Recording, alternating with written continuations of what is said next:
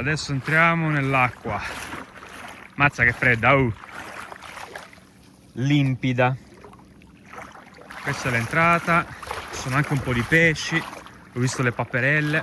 Salve a tutti, Boiafaus! Bentornati in un nuovo video, in un posto unico. Infatti oggi vi porto in quello che è letteralmente il posto più bello della Finlandia, detto dai finlandesi. Mi trovo infatti a Punkaharju, nella regione Eteläsavo. Questo posto si trova a circa 20 km da Savonlinna ed è famoso per la sua bellezza, non c'è altro da dire. Adesso però vi spiego perché questo posto, oltre ad essere fantastico a livello visivo, è anche molto importante. Infatti, se dovessi mostrare un solo luogo a qualcuno che vuole capire la Finlandia e apprezzare le sue bellezze, lo porterei qui.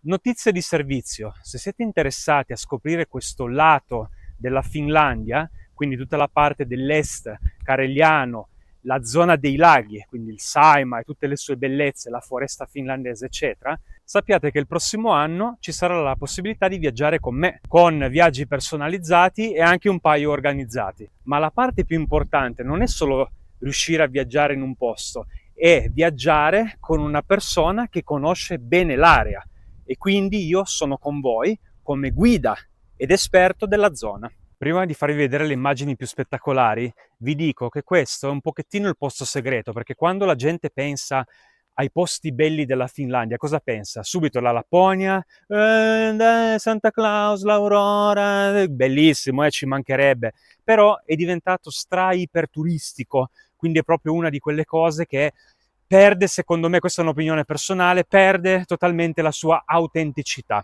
L'altro posto ovviamente è Helsinki, perché è la capitale, tra l'altro è dove vivo io, per cui ovviamente io sono il primo a fare vedere le belle cose di Helsinki. Ma se chiedete a un finlandese, il finlandese potrebbe avere un'opinione diversa, e solitamente i gusti dei finlandesi sono più incentrati agli aspetti naturali. E c'è questo posto, che è appunto tra le regioni della Etelä-Karjala, quindi la Carelia del Sud e la Etelä-Savo. Per darvi un'idea, nella regione sud-est della Finlandia, attaccata alla Russia, al confine con la Russia, c'è il lago Saimaa, che è il lago più bello e più grosso di tutta la Finlandia ed è uno dei più belli al mondo, assolutamente. Il lago Saimaa, oltre a essere il lago più bello della Finlandia, è anche enorme e per farvelo capire vi faccio un paragone diretto con il lago di Garda. Il lago Saimaa sono 4.400 km², mentre il lago di Garda 370 km². Quindi per riassumerla in soldoni, il lago Saimaa è talmente grande che è quasi 12 volte il lago di Garda. Ovviamente non si tratta di un unico bacino, ci sono diverse ramificazioni, ma tant'è, sono quasi 12 volte il lago di Garda, ragazzi. E poi c'è questo posto che racchiude tutta la finlandesità.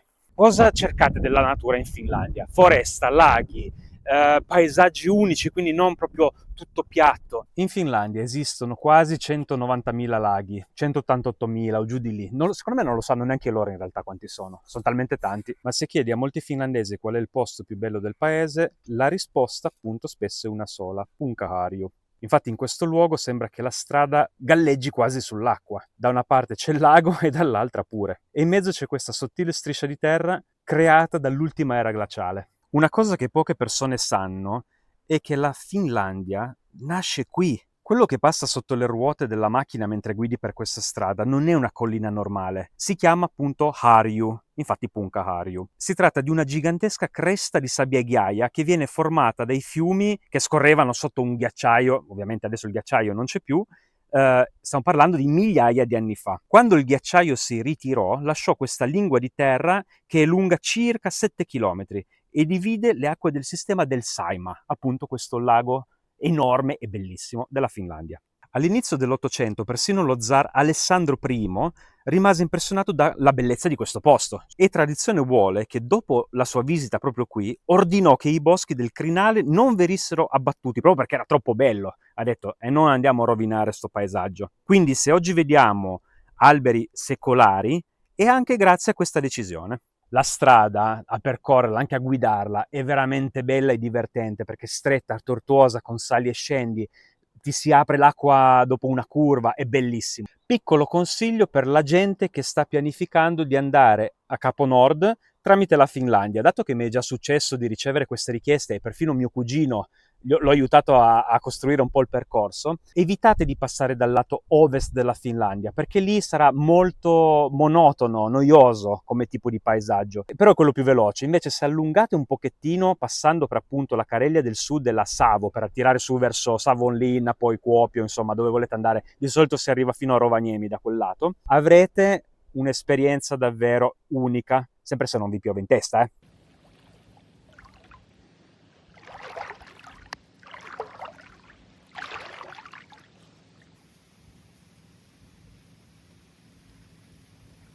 Ora, adesso entriamo nell'acqua. Mazza che fredda, Limpida. Questa è l'entrata, ci sono anche un po' di pesci, ho visto le paperelle. Mi sa che devo mollare il telefono perché la custodia protettiva per l'acqua non ce l'ho ancora. Volevo solo farvi vedere com'è.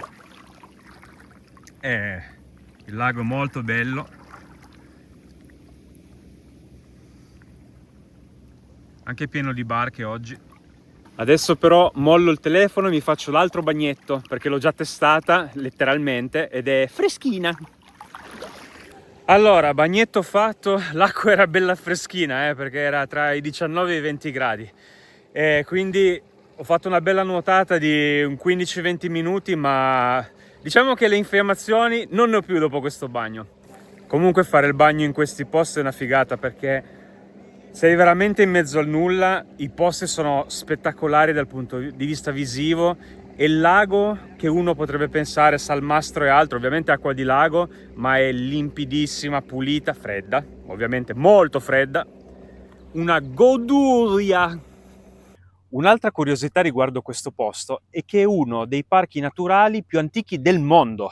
Molti infatti pensano che la protezione della natura sia una sorta di invenzione quasi moderna. In realtà Punkaharju è protetto sin dal 1843.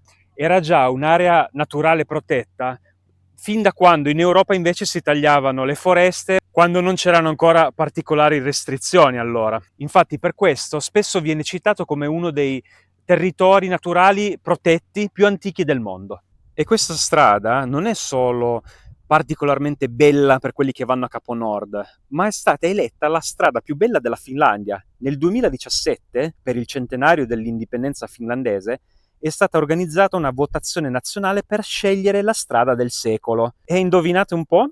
Ha vinto proprio la strada panoramica di Punkaharju. Tradotto, cosa vuol dire questo? Che sono i finlandesi stessi che hanno eletto questa strada come la più bella del paese. Quindi non è Fra che lo dice, ma sono i finlandesi stessi. Per cui diamo retta ai locals. Perché dico che questo posto, questo luogo, quest'area, anzi meglio, rappresenta la finlandesità al 100%? Beh, per diversi motivi. Qui nasce l'immagine da cartolina della Finlandia, quindi se immaginate la Finlandia fatta di laghi blu, tantissimi pini o comunque foreste, probabilmente state immaginando Punkaharju senza saperlo. Infatti scrittori, pittori, fotografi hanno usato questo paesaggio per costruire l'identità visiva della Finlandia moderna. Inoltre è particolarmente spettacolare perché ci sono gli alberi più alti della Finlandia. Infatti in questa zona si trovano alcuni degli alberi, oltre che più vecchi, più alti dell'intera Finlandia. E da oltre un secolo qui si studiano le foreste finlandesi e come crescono le diverse specie provenienti da tutto il mondo. Senza neanche menzionare che in questo lato della Finlandia sono avvenuti i fatti storici che più hanno caratterizzato la parte più moderna dopo l'indipendenza, quindi la famosa guerra contro l'Armata Rossa. Ci sono molti paesi che hanno ospitato appunto delle battaglie e ci sono ancora dei memoriali e tutte quelle cose lì. Quindi va a combinare quella che è la storia della Finlandia, di come si è formata, come la vediamo oggi, di come il finlandese appare oggi, e rappresenta anche appieno quella che è l'immagine naturale della Finlandia stessa. Quindi meglio di così onestamente non so cosa di più autentico voi possiate trovare qui. Io lo dico senza mezzi termini ed è una opinione personale. Questa è l'area più autentica e più bella di tutta la Finlandia e secondo me batte anche la Lapponia, ma anche di abbastanza. Solo che bisogna conoscerla, e quello è il problema vero. E spesso quella che ottiene la visibilità, la pubblicità e il trend è la Lapponia. ma dopo aver vissuto così tanti anni in Finlandia ho scoperto davvero dei luoghi che vanno al di là dei percorsi turistici. O meglio, sono per il turismo interno, quello nascosto. I finlandesi non ve lo dicono queste cose. Io sì. Spero che il video vi sia piaciuto. Questo è un posto davvero unico. Ve ne farò altri sul tema, diciamo, natura in Finlandia, verde in Finlandia, perché lì anche c'è da sbizzarrirsi veramente. Ci vediamo settimana prossima con un nuovo contenuto. Ciao ciao!